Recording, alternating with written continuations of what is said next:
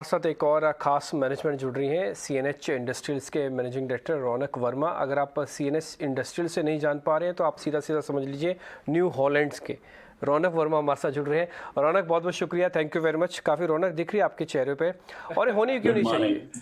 और पूरे सेक्टर में रौनक है, और आईएमडी ने इस पे और रौनक लेके आया है। वो ये कह रहा है कि इस बार मानसून आएगा भी अच्छा, नॉर्मल भी आएगा, थोड़ा जल्दी भी आएगा। तो सर आपके लिए तो पौ आ रहा है। देखिए, हमारी उम्मीद भी यही है। इंडिया की हिस्ट्री में first time 3 years of consecutive good monsoon हमने एक्सपीरियंस किया है। एंड इस साल भी जो मेट रिपोर्ट है वो बता रही है कि the monsoon is going to be very good.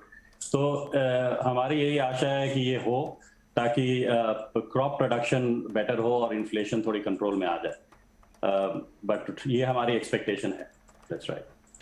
बिल्कुल, बहुत ही शानदार। आपका जो ट्रैक्टर का मॉडल आपके चेयर के पीछे दिख रहा है, काफ़ी अच्छा लग रहा है।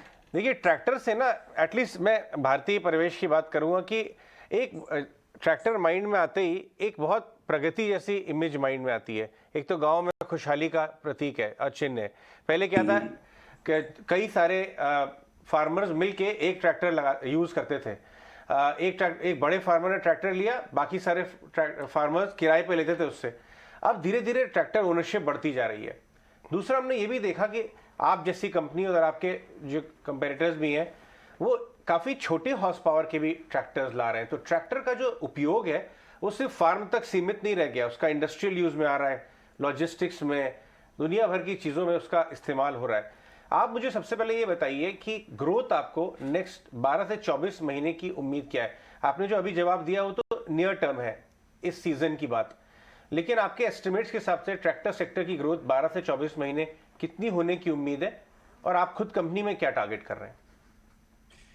हाँ, देखिए, लास्ट ईयर जो ट्रैक्टर इंडस्ट्री थी वो हम कैलेंडर ईयर देखते हैं, करीब 9 लाख ट्रैक्टर डोमेस्टिक मार्केट से ऊपर थी। So this is the highest ever production और सेल्स ऑफ ट्रैक्टर्स जो इंडिया मार्केट ने रिकॉर्ड किया है। दिस ईयर उसके कुछ फैक्टर्स है। वन वाज कि कोविड के बाद चैनल में और कंपनी इन्वेंटरी बहुत कम थी। सो इन दैट रिगार्ड हमें वो जो बैकफिल करना था इन्वेंटरी, वो हमें करना था। So that impact is there.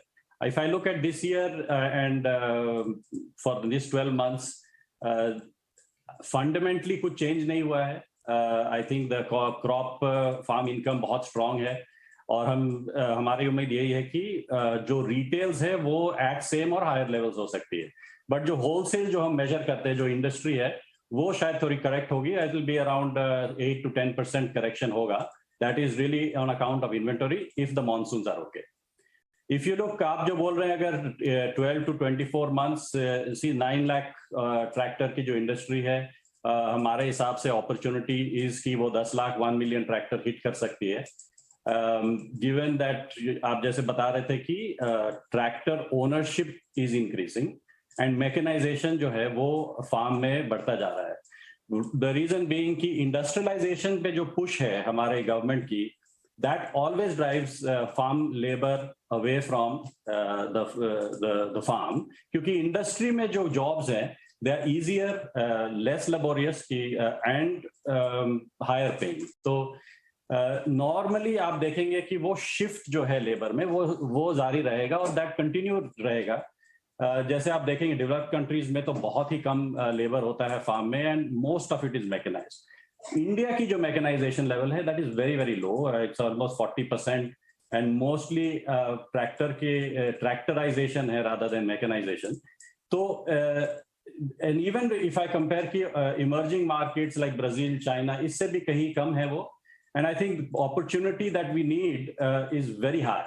तो अगर आप देखें, हमारे जो पार्क है is around 5 million tractors, and अगर सैचुरेशन पॉइंट देखें तो इट्स ऑलमोस्ट 16 मिलियन ट्रैक्टर्स की जरूरत है हमें फार्म में। तो that is a huge opportunity जो हम देख सकते हैं ओवर द नेक्स्ट डेकेड। रौनक, ये बात तो बिल्कुल ठीक है कि भारत का जो डिवीज़न है अभी भी काफ़ी बड़ा है, और आपने एक अच्छा वर्ड इस्तेमाल किया कि ट्रैक्टराइजेशन भारत में भी हो और भी हो सकता है। बस मेरे को आपसे ये पता करना है कि कॉस्ट का प्रेशर तो आप भी झेलते ही होंगे, क्योंकि मेटल्स बढ़ रहा है और काफ़ी हद तक और चीज़ों के दाम भी महंगे हुए हैं। इसको आप हेज कैसे करते हो? इससे आप पार कैसे पाते हो आप, क्योंकि ये टफ कंपटीशन होता है गांव में, तो आपको पता है ना 10-15 हज़ार के ट्रैक्टर के पीछे भी सेल्स में फ़र्क आने लगता है। नहीं, ठीक ठीक बात है। मैं हमेशा बोलता हूँ कि जो इंडियन कंज्यूमर है वो वर्ल्ड का हाईएस्ट वैल्यू सीकर है, और उसे वैल्यू दिखाना बहुत जरूरी है। तो ये जो इन्फ्लेशन की जो आप बात कर रहे हैं, this is a global phenomenon, कुछ लोकल फैक्टर्स भी हैं, बट ब्रॉडली अगर देखें तो कमोडिटीज बहुत हाई है, mainly in the form of steel. तो स्टील की जो कॉस्ट है, ट्रैक्टर के कॉस्ट पे बहुत फर्क पड़ता है।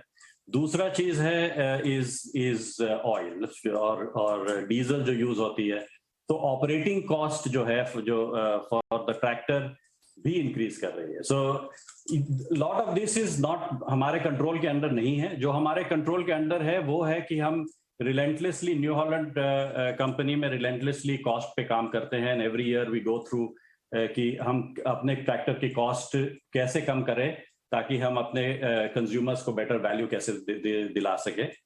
बट अगर आप फार्म इनकम में देखेंगे तो उसको ऑफसेट करने के लिए जो एग्रीकल्चर इकोनॉमी है, देयर आल्सो द प्राइसेस, जो कमोडिटी के जो प्राइसेस है वो काफी स्ट्रांग है।